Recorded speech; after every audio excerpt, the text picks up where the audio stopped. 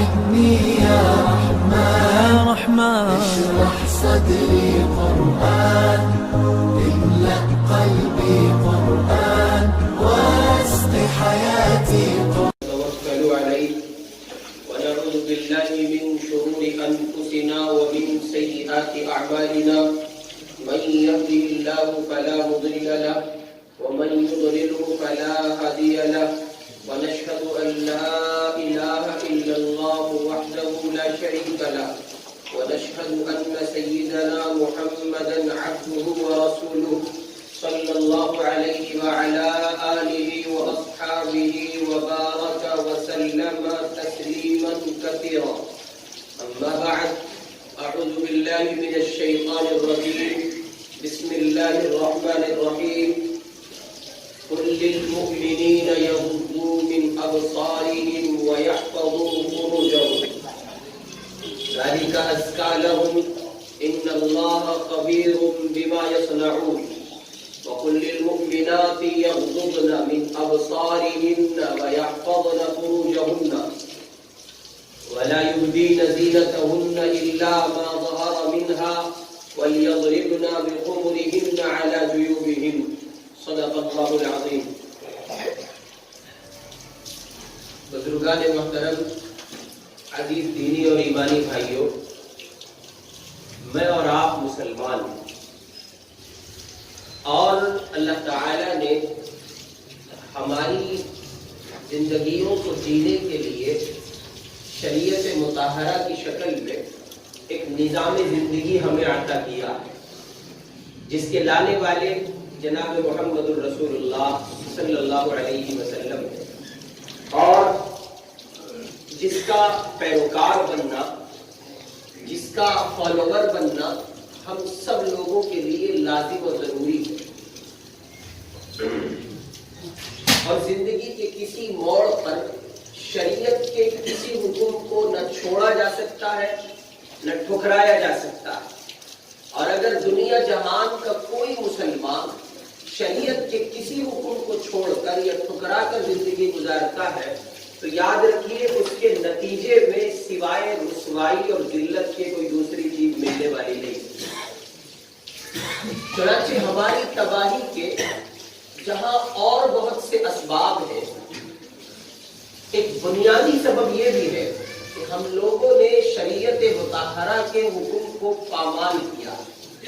ہم نے شریعت کے نظام کو کچھ اس انداز پر ٹھکرایا ہے کہ شرعی نظام کو چھوڑتے چھوڑتے عادت اتنی پختہ ہو گئی ہے کہ شریعت کے احکام ٹوٹ جاتے ہیں اور ہمیں اور آپ کو احساس بھی نہیں ہوتا. آپ نے دیکھا ہوگا جب آدمی کسی چیز کا عادی ہو جاتا ہے تو وہ اپنی اس عادت کی بنیاد پر بسا اوقات ایسی تباہ کن غلطیاں کر بیٹھتا ہے کہ وہ ان غلطیوں کے بعد بھی محسوس نہیں کر پاتا کہ پہلے کیا غلطی کی. ویسے ہم اور آپ گناہوں کے کچھ ایسے عادی ہو گئے ہیں کہ باوجود اس کے کہ سنگین گناہ ہم سے وجود میں آ جاتے ہیں ہماری ذات سے، اور ہم وہ غلطیاں کر بیٹھتے ہیں لیکن محسوس نہیں ہوتا. گویا روزمرہ کی زندگی میں گناہ ایسے داخل ہوئے کہ وہ زندگی کے معمولات کا حصہ بن گئے، عادات میں شمار ہو گئے اور محسوس بھی نہیں ہوا کہ ہم نے کوئی گناہ کیا.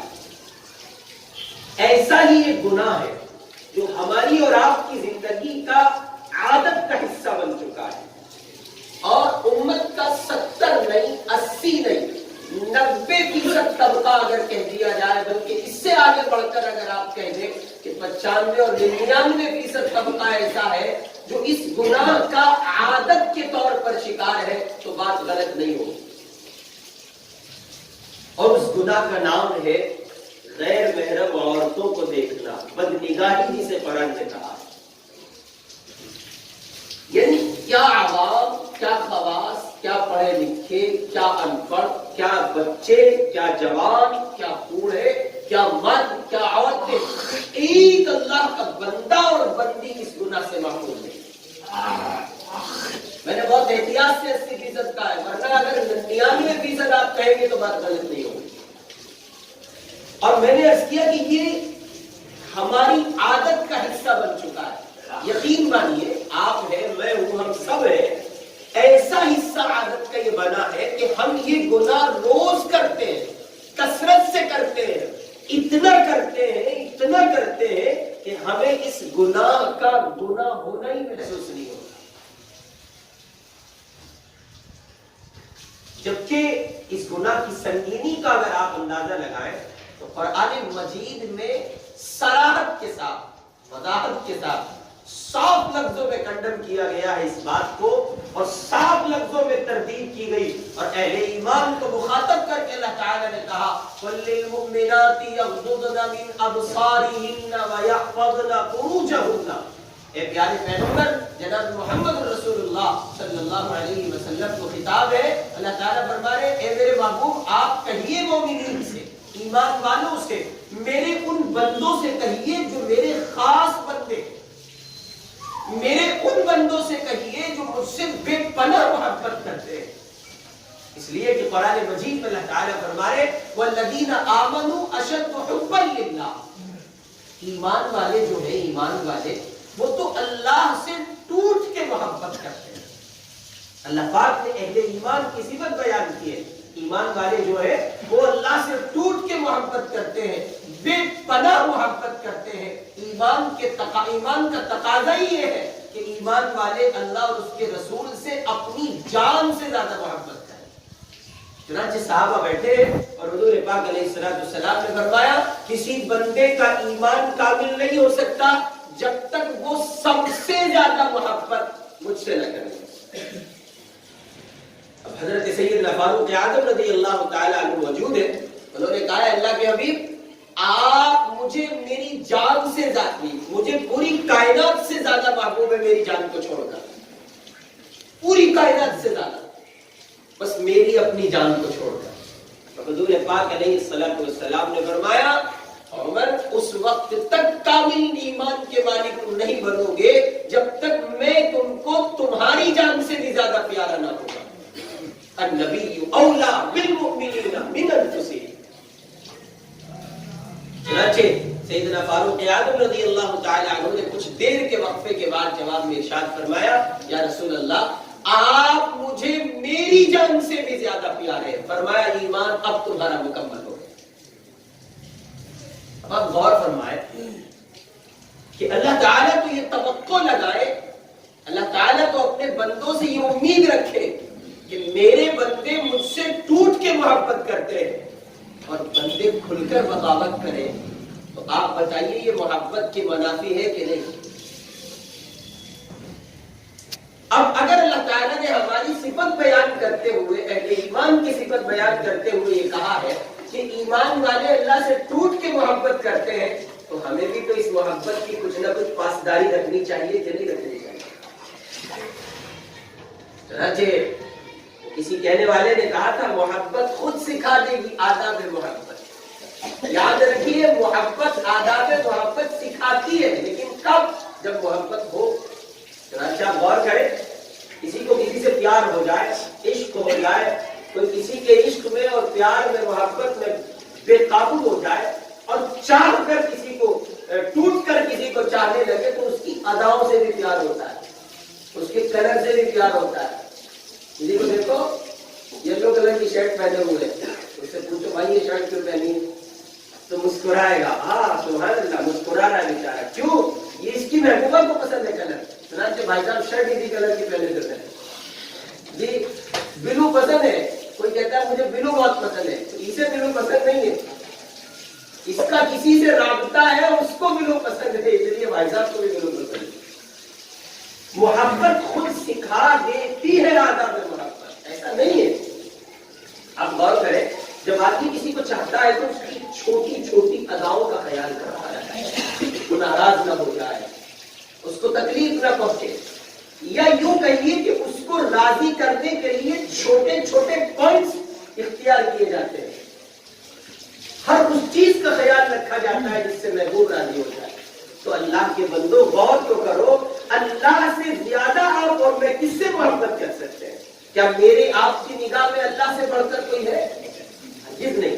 جب ہم دنیا کے فانی اور جھوٹے محبوبوں کو راضی کرنے کے لیے ان کی چاہتوں کا خیال کرتے ہیں اور ان کی چاہت کے مطابق ادائیں زندہ کرنے کی کوشش کرتے ہیں، تو اللہ جو ہمارے خالق ہے، مالک ہے، جن کی محبت کہیے کہ لا فانی ہے، جن کی محبت کا کوئی بدل نہیں ہے، کوئی توڑ نہیں ہے، جنہوں نے ہمیں کبھی فراموش نہیں کیا ہے اور جو ہمیں کبھی فراموش نہیں کریں گے، ہمیشہ ہمارا خیال انہوں نے رکھا ہے، وہ ہمیں ہمارے ماں باپ سے زیادہ چاہتے ہیں، ہمیں ہمارے اعزاء اقربا گھر والوں سے زیادہ چاہتے ہیں۔ اس پیارے خالق و مالک، اس پیارے پروردگار کی محبت کو ہم نے اتنا ہلکا لیا، اتنا ہلکا لیا کہ کبھی خیال نہیں کیا کس گناہ کی وجہ سے پیارے اللہ ناراض ہو جاتے ہیں۔ ایک طرف اللہ تعالیٰ فرمائے آمنوا اشد حبا للہ، ایمان والے تو اللہ سے ٹوٹ کے محبت کرتے ہیں، اور ایمان والوں کی حالت یہ کہ ایمان والے کھل کر بغاوت کریں، ہرگز نہیں۔ میں نے عرض کیا اسباب تباہی میں سے ایک سبب یہ بھی ہے کہ میں اور آپ اس گناہ کے شکار ہیں۔ اور یاد رکھیے یہ جو گناہ ہے نا، بدنگاہی کا فتنہ، غیر محرم عورت کو دیکھنا، غیر محرم لڑکیوں کو دیکھنا، اس گناہ کو یہی تک نہ سمجھے آپ، بلکہ مشائخ نے لکھا ہے یہ اصل میں گھنٹی ہے زنا کی، یہ پہلی سیڑھی ہے، اس پہ جو قدم رکھے گا اور توبہ نہیں کرے گا یقینی طور پر زنا کرے گا، ہو نہیں سکتا، ہر حال میں زنا کرے گا، اور زنا کتنا سنگین جرم ہے۔ نبی اکرم صلی اللہ علیہ وسلم نے ارشاد فرمایا اذا ظهر الربا والزنا في قرية فقد احلوا انفسهم على الربا۔ سیدہ میمونہ رضی اللہ تعالی عنہ روایت نقل کرتی ہیں، حضور نے فرمایا جس بستی میں زنا اور سود پھیل جاتا ہے اس بستی پر اللہ کا عذاب آنے کے قریب کر دو۔ آپ دیکھیں ہمارے معاشرے میں کیا ہے، کیا بدنگاہی کا ہمارے معاشرے میں گناہ نہیں پایا جاتا؟ میں نے عرض کیا 99% اگر آپ کہیں گے تو بات غلط نہیں ہوگی، اتنا زیادہ۔ اور حضرت تھانوی رحمۃ اللہ علیہ نے بہت پہلے یہ بات کہی ہے، حضرت نے لکھا ہے جوانوں سے زیادہ بوڑھے بدنگاہی کرتے ہیں، اور حضرت تھانوی کی بات حضرت تھانوی کی ہے، کچی بات نہیں ہوتی وہاں، حضرت نے باقاعدہ اس کی دلیل لکھی۔ اس لیے کرتے ہیں بڑے عمر کے لوگ بدنگاہی اور اس گناہ کا شکار اس لیے ہوتے ہیں کہ وہ طاقت کا وہ مادہ جو جوانی میں تھا وہ تو ختم ہو چکا، تو گناہ ہوتا رہتا ہے، وہ احساس نہیں ہوتا، اتنا سنگین جو۔ اور یاد رکھیے شریعت کے کسی حکم کی جب تواتر کے ساتھ مخالفت ہوتی ہے، کنٹینیو اس کو چھوڑا جاتا ہے، تو پھر بندے کے قلب پر مہر مار دی جاتی ہے اور ہدایت اس سے اٹھا لی جاتی ہے، چھین لی جاتی ہے۔ بالآخر یہ کہ وہ دھیرے دھیرے ایمان کی راہوں کو چھوڑ کر کفر کے قریب لگتا ہے، اور لگتے لگتے اتنا آگے جاتا ہے کہ وہ ایمان کا سودا کر بیٹھتا ہے، ایمان کے بدلے کفر خرید لیتا ہے۔ کتنے ابھی یہ پچھلے دنوں آپ نے دیکھا ہوگا نا، بڑی تعداد مسلم بچیوں کی، مسلم بچوں کی بڑی تعداد ایسی جنہوں نے باقاعدہ جو ہے اسلام چھوڑ کر کفر قبول کیا۔ اب غور کریں، ڈیپلی جائیے، تھوڑا گہرائی میں جائیے تو غور کریں گے آپ، آخر ان لڑکیوں کو کس چیز نے مجبور کیا؟ کیا ایک دم جا کے انہوں نے جو ہے سامنے والے کو گلاب تھما دیا ہوگا چل بھائی ہم تیرے ساتھ چل رہے؟ یہ ممکن ہے؟ بھائی دنیا کی کسی لڑکی اور دنیا کے کسی لڑکے کا کیا پہلی ملاقات میں شادی کا ڈیسیزن لینا ممکن ہے؟ میں آپ کو چاہتی ہوں چلیے نکاح کرتے ہیں، چلیے پھیرے لیتے ہیں، پاسبل ہے؟ ہرگز نہیں بھائی، بلکہ کہیں نہ کہیں ان آنکھوں کو دخل ہے، جی کہیں نہ کہیں ان آنکھوں کو دخل ہے، بلکہ کہیں نہ کہیں نہیں 100% ان آنکھوں کو دخل ہے۔ پہلے اس نے چوری چوری دیکھا ہوگا، پھر اس نے چوری چوری دیکھا ہوگا، ان آنکھیوں کا اتنا بڑا دخل ہے۔ نگاہوں پر شعراء نے مستقل کلام کیا، نگاہوں سے جو وار ہوتے ہیں نا وہ زبان سے بھی نہیں ہوتے، اس لیے شریعت بندش لگا رہی ہے۔ کیوں؟ شریعت کا حسن ہے، شریعت کی خوبصورتی ہے، شریعت کا انوکھا پن ہے، اور شریعت کی انفرادیت ہے کہ شریعت صرف گناہ سے نہیں روکتی بلکہ ہر اس جگہ سے روکتی ہے جہاں سے گناہ وجود میں آ سکتا ہے۔ اس لیے بدنگاہی سے زنا وجود میں آ سکتا تھا. تو شریعت نے زنا کی قباحتیں، شناعتیں، برائیاں بعد میں بیان کی ہے. مقدمات زنا کو پہلے بیان کیا اور مقدمات زنا میں بدنگاہی سر فہرست ہے. اس لیے شریعت نے کہا پہلے نگاہ قابو میں کرو. اگر نگاہ قابو میں نہیں ہوگی تو آپ کسی صورت زنا سے نہیں بچ سکتے. اس لیے قرآن کہہ رہا ہے قل للمؤمنین یغضوا من ابصارہم ویحفظوا فروجہم. ایمان والو اپنی نگاہوں کو نیچی رکھو اور اپنی شرمگاہوں کی حفاظت کرو. اس آیت میں جملوں کا ربط بتا رہا ہے کہ ادھر نگاہ کا ذکر ہے، ادھر شرمگاہ کا ذکر ہے. ربط آیت بتا رہا ہے کہ اگر نگاہ قابو میں ہوگی تو شرمگاہ قابو میں ہوگی، نگاہ قابو میں نہ ہوگی تو شرمگاہ بھی محفوظ نہیں رہے. جوڑ ہے. اور یہ ہمارے نوجوان ہے نا، جب نکاح کا وقت قریب آتا ہے، ان کا دلہن آ رہی ہے، شادی کے دن قریب آئے تو چکر کاٹتے ہیں حکیموں کے. ہمارے حکیم صاحب بیٹھے ہیں، چکر کاٹتے ہیں، معجون چاہیے، پڑیے چاہیے، دوائیاں چاہیے. میں بالکل اوپنلی بات کر رہا ہوں، موضوع ہی کچھ ایسا ہے. اس کی وجہ جانتے ہیں؟ حکیم اختر صاحب رحمۃ اللہ علیہ ہمارے بزرگوں میں حکیم بھی گزرے، عالم بھی گزرے. اور وہ حکیم ہر دو اعتبار سے تھے، روح کے بھی حکیم تھے، جسم کے بھی حکیم تھے. اور 3 بڑے اکابر سے ان کو فیض اٹھانے کا موقع اللہ تعالیٰ نے عطا کیا. شاہ عبد الغنی صاحب پھولپوری رحمۃ اللہ علیہ، اور شاہ محمد احمد صاحب پرتاپ گڑھی رحمۃ اللہ علیہ، اور حضرت شاہ ابرار الحق صاحب ہردوئی رحمۃ اللہ علیہ. بہت بڑے آدمی تھے حکیم اختر صاحب رحمۃ اللہ علیہ. ان کی اپنی سائٹ ہے، آپ گوگل پہ جائیں، ان کے بیانات سنیں، خانقاہ.org کے نام سے. ان کی اپنی کتابیں، بڑا مؤثر کلام ہوتا ہے، انتہائی جامع اور معنویت کے حامل شاعر کی تھے. حضرت حکیم اختر صاحب رحمۃ اللہ علیہ نے باقاعدہ کتابچہ لکھا ہے بد نگاہی کے 14 نقصانات. ان میں سے چند ایک نقصانات کا انہوں نے جو ذکر کیا ہے وہ جسم سے تعلق رکھتے ہیں. اور انہوں نے، میں مختصر عرض کر رہا ہوں، شارٹ میں عرض کر رہا ہوں، تفصیل کا موقع نہیں ہے. انہوں نے لکھا ہے جس بندے کی نگاہ قابو میں نہیں ہوتی اس کی قوت باہ ایسی متاثر ہوتی ہے، وہ مردانی طاقت کے اعتبار سے اتنا کمزور ہوتا ہے گویا یوں آپ کہہ سکتے ہیں کہ نگاہوں کے راستے جوانی ضائع ہو جاتی ہے. اور اس کا اگر آپ ربط سمجھنا چاہیں تو بہت آسان لفظوں میں سمجھیں. نگاہ غلط جگہ بڑھتی ہے تو بظاہر تو میں اور آپ یہ سمجھتے ہیں کچھ نہیں ہو رہا، لیکن اندر کی دنیا پورے طور پر انجن خراب ہو رہا ہے. اور موبیلائٹ ڈالنے سے بھی کام نہیں چلے گا پھر. اور یہ معجون ہوئے اور کہیے صاحب اور آگے بڑھ جائیے، یہ ڈبے ہوئے اور یہ حلوے ہوئے اور یہ دوائیاں ہوئی، جیسے موبیلائٹ کا تو کام کرتی ہے. لیکن یاد رکھیے جیسے اس کمزور انجن میں وقتی طور پر موبیلائٹ ڈالنے سے ایکٹیویٹی آ جاتی ہے، تو وقتی طور پر یہاں بھی ایکٹیویٹی آ جائے گی، مضبوط ہو جائیں گے آپ تھوڑی دیر کے لیے، لیکن پھر وہی ڈاؤن کنڈیشن، دھیرے دھیرے بندہ ختم ہوتا ہے. اس لیے اگر اپنی قوت باہ کا تحفظ چاہتے ہیں، اپنے آپ کو مردوں کی دنیا میں پورے طور پر باقی رکھنا چاہتے ہیں، تو اس کے لیے بھی ضروری ہے کہ نگاہ قابو میں رکھیے. اور حکیم اختر صاحب رحمۃ اللہ علیہ نے لکھا جس کی نگاہ قابو میں نہیں ہوتی وہ قطرے کا مریض ہو جاتا ہے. دھیرے دھیرے قطرات کا شکار ہوتا ہے. بالآخر یہ پھر شیطان کا اپنا ایک نظام ہے. اب غور کریں، آپ گھر سے نکلے اور آپ کو کام پہ جانا تھا، آفس جانا تھا، ملازمت پر جانا تھا، کہیں بھی جانا تھا، آپ چلے جا رہے ہیں. ایک پوسٹر پر آپ کی نگاہ پڑی جو برہنہ تصویر پر مشتمل تھا، ننگی عورت اس پہ بیٹھی ہے. آپ نے دیکھا اور بس کچھ دیر آپ نے دیکھا، آپ نے سمجھا کچھ نہیں ہوگا. لیکن شیطان کا اپنا ایک نظام ہے، اس وقت تو کچھ نہیں ہوگا کیونکہ موقع ہی نہیں ہے. کیا کریں گے آپ روڈ پہ کھڑے ہو گے؟ کچھ کریں گے؟ کچھ نہیں کر سکتے. آپ روڈ پہ کھڑے ہو کے کیا کریں گے؟ اس نے آپ کو وہ تصویر دکھائی، آپ نے دیکھی، یا مان لیجیے تصویر نہیں تھی، کوئی خاتون جا رہی تھی، کوئی لڑکی جا رہی تھی، آپ نے دیکھا اور دیکھتے ہی رہے.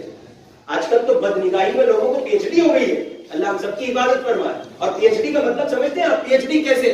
دور سے دیکھتے ہیں، دور تک دیکھتے ہیں. یہ پی ایچ ڈی ہے، دور سے دیکھتے ہیں اور دور تک دیکھتے ہیں. اور صرف دیکھتے نہیں، اب تو پی ایچ ڈی اتنی آگے بڑھی کہ برقعے میں بھی اندازہ لگا لیتے ہیں کس کمپنی کا مال جا رہا ہے. میں بالکل اوپنلی جملہ عرض کر رہا ہوں، یہی کچھ چلتا ہے ہمارے معاشرے میں، ہمارے سماج میں.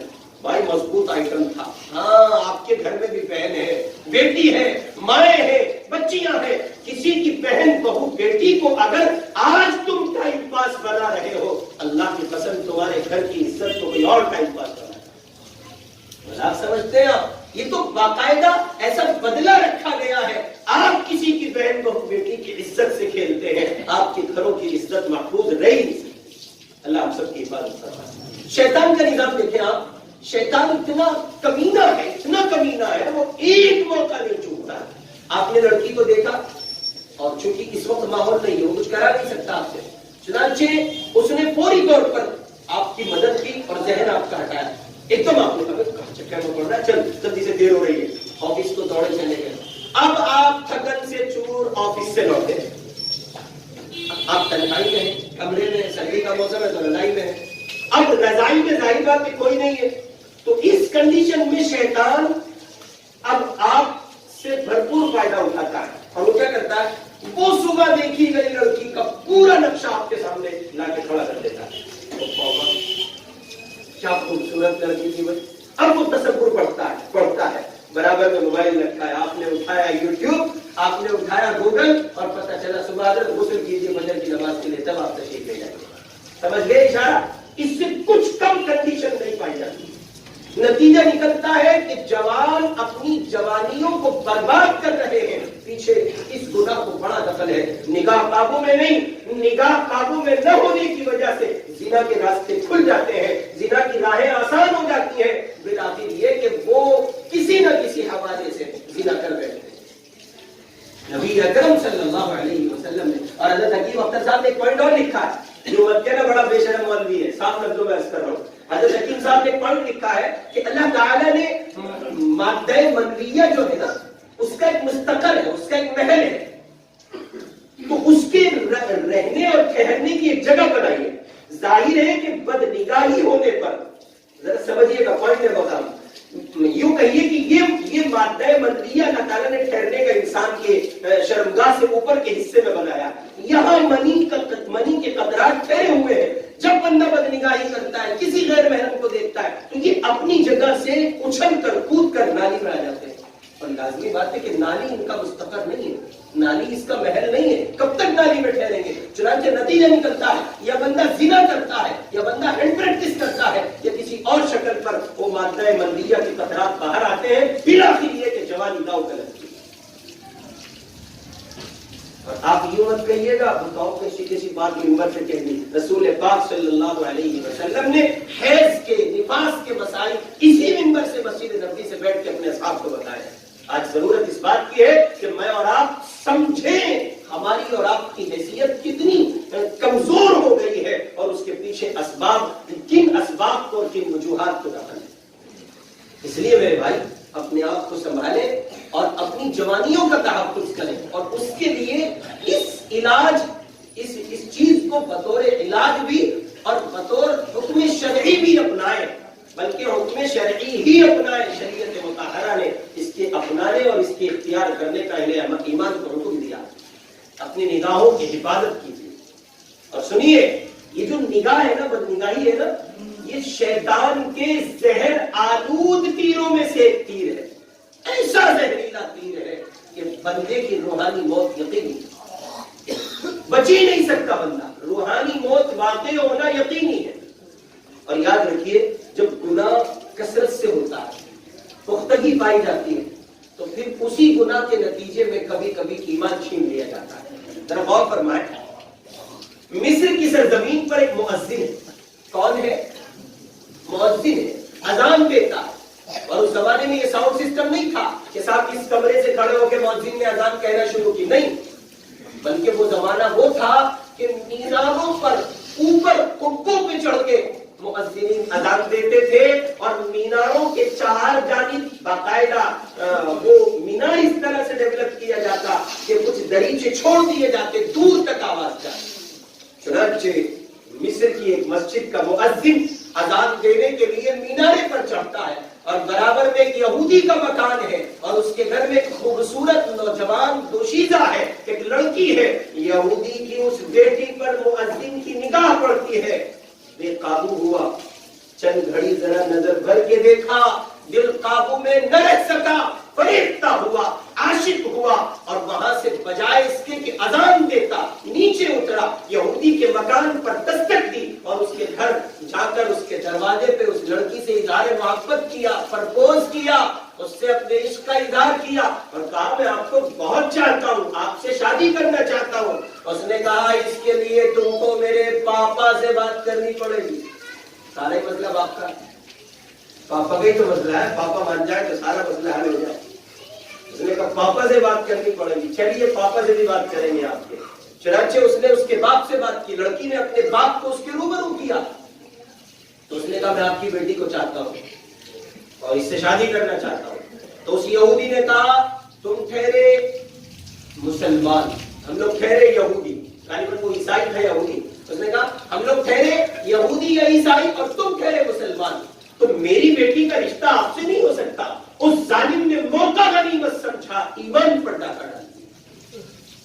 چنانچہ اس نے کہا بہت اچھا، اس نے باقاعدہ اس کے سامنے پرپوزل رکھا، اگر آپ میری بیٹی سے شادی کرنا چاہتے ہیں تو اس کے لیے آپ کو اسلام دھرم چھوڑنا پڑے گا۔ کیا کرنا پڑے گا؟ اسلام دھرم چھوڑنا پڑے گا۔ اب جیسے آج کل کچھ پاگل گھوم رہے ہیں نا، ابھی ہیپی نیو ایئر کے موقع پر، نئے سال کے موقع پر وہ پارٹی سیلیبریٹ کریں گے، وش کریں گے نیا سال، گھر میں کھانے کو دانے نہیں ہے، چوہے بھوکے مر رہے ہیں کر کے یہ نئے سال کی پارٹیاں سیلیبریٹ کر رہے ہیں۔ بوڑھے ماں باپ کو کھانے کو نہیں مل رہا ہے، بہنوں کو صحیح معنی میں سردی کے کپڑے میسر نہیں ہے، گھروں کی حالتیں نازک سے نازک تک بنتی چلی جا رہی ہیں، اور یہ صاحب نئے سال کی پارٹیاں سیلیبریٹ کر رہے ہیں۔ گرل فرینڈ کو راضی کرنے کے لیے کیا کچھ نہیں کیا جاتا، لاکھوں کروڑ۔ ابھی کچھ دن پہلے ایک صاحب نے قصہ سنایا، ایک مسلم نوجوان نے ایک لڑکی پر، ایک غیر مسلم لڑکی پر 25 لاکھ روپے صرف کیے۔ کتنے لاکھ روپے؟ گرل فرینڈ کو راضی کرنا ہے، 25 لاکھ روپے خدا کی رضا کے لیے لگائے ہوتے، انشاءاللہ مسجد میں دے دیتا، ہماری مسجد بن کے کھڑی ہو جاتی۔ بھائی کتنا نفع ہوتا، دنیا اور آخرت دونوں جہان آباد ہو جاتے۔ 25 لاکھ روپے، حیرت ہے، افسوس ہے۔ نیا فون لانچ ہوا ہے، صاحب وہ لا کے، ماں باپ کی پرواہ نہیں ہے، بوڑھی ماں کو کس چیز کی ضرورت ہے اس کا خیال نہیں۔ البتہ دیکھو تمہیں کوئی چیز چاہیے نا، بس بتا دینا، کائنات کا انٹرنیشنل بھکاری ہے، کہیں سے بھی لائے گا، تمہیں راضی کرے گا۔ وہ مؤذن بھی کچھ ایسے ہی خبر کا مالک تھا، اس پر بھی ایسا ہی خبر سوار ہوا۔ اس نے کہا میں اپنا مذہب اسلام چھوڑنے کے لیے تیار ہوں۔ جیسے آج کل کے عاشقوں کے ذہن میں ایک گندی سوچ بیٹھی ہے نا، مولانا عشق کا کوئی مذہب نہیں ہوتا۔ کون کہتا ہے پاگل عشق کا مذہب نہیں ہوتا؟ عشق سکھایا ہی مذہب اسلام نے۔ مذہب اسلام سے پہلے عشق کی ڈیفینیشن جانتا ہے؟ ارے مذہب اسلام ہی عشق کی حقانیت کو واضح کرتا ہے، عشق کی کئی گتھیوں کو سلجھاتا ہے، عشق کا صحیح محور کون ہے، عشق کیا کس سے جائے، یہ عشق کی اس حقیقت کو مذہب سکھاتا ہے۔ اور مذاہب میں حقانیت اور سچائی مذہب اسلام کے پاس ہے، اسلام کے علاوہ کسی کے پاس نہیں ہے۔ پھر یہ بے وقوفوں کی جماعت کہاں سے آئی ہے جو یہ کہتے ہیں عشق کا کوئی دھرم نہیں ہوتا، عشق کا کوئی مذہب نہیں ہوتا؟ ان سے پوچھو یہ کہاں سے سیکھا تو یہ کہیں گے فلم انڈسٹری کے باولوں سے سیکھا۔ فلم انڈسٹری کے باولوں میں تو پایا جاتا ہے یہ کہ صاحب یہ صاحب تو مسلمان ہے اور ان کی صاحبہ غیر مسلم ہے، یہ بڑے ایکٹر ہے اور ان کی جو بڑی ایکٹرانی ہے وہ غیر مسلم ہے، ان کو فالو کرتے ہو تو خوب سنو، اگر تمہارا کہیے کہ معیار اور یوں کہیے کہ تمہارے لیے آئیڈیل فلمی ایکٹرز ہیں اور ان کے بنیاد پر ڈیسیزن لیتے ہو اور زندگیوں کو ان کے معیار پر چلاتے ہو تو پھر خوب یاد رکھیے گا آپ کا محمد الرسول اللہ صلی اللہ علیہ وسلم سے کوئی رشتہ نہیں۔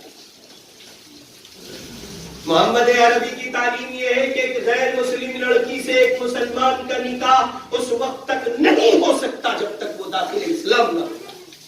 ایک لڑکی جو مسلمان ہے، کلمہ گو ہے، وہ ایک غیر مسلم کے ساتھ زندگی نہیں بتا سکتی جب تک کہ وہ داخل اسلام نہ ہو جائے۔ اور اگر یہ گندی، گھنونی، ناپاک اور پلید سوچ کسی کی بن گئی ہے اور کس کو یہ سوچتا اور اپنے آپ کو وہ ماڈرنائزیشن کا پابند بنا کے کہتا ہے زمانہ بہت آگے نکل گیا تو گو کھانے لگو، بہت آگے نکلا ہے نا. روٹی ایک لمبے زمانے سے کھائی جا رہی ہے, چھوڑ دو روٹی کو, گو کھانے لگو. عجیب لوگ ہیں مذہبی اسلام چھوڑ کر اور اس تہذیب کا پابند ہو کر کہ صاحب تو اپنے دھرم پہ رہنا, میں اپنے دھرم پہ رہوں. نہیں, ہرگز نہیں. مذہب اسلام میں ایسی کوئی حقیقت نہیں. ہمارے یہاں جس سے نکاح کیا جائے وہ داخل اسلام شرط ہے, وہ مسلمان ہونی چاہیے. ایک مسلمان کا نکاح ایک کافر عورت سے نہیں ہو سکتا. عجیب سچویشن بنا دی گئی ہے.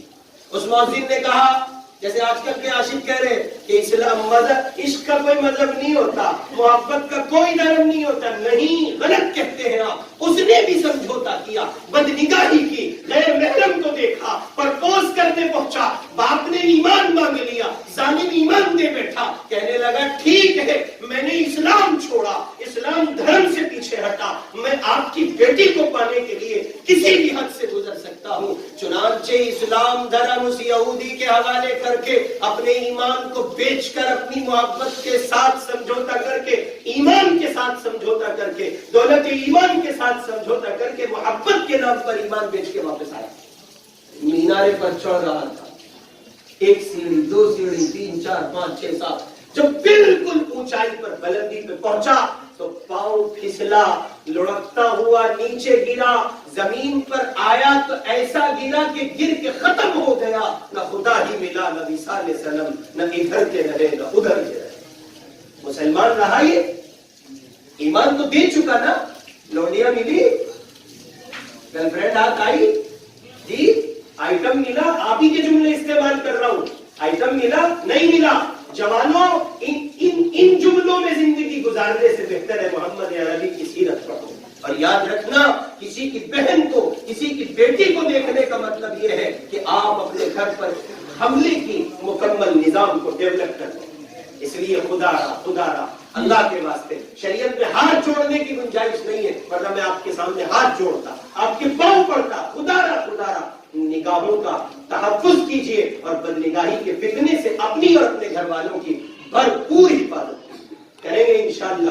اللہ تعالیٰ مجھے اور آپ کو عمل کی توفیق نصیب فرمائے. وآخر دعوانا الحمدللہ رب العالمین. اس ویڈیو کو لائک کریں, کمنٹ باکس میں دعاؤں سے نوازیں, چینل کو سبسکرائب کریں. صدقہ جاریہ کے لیے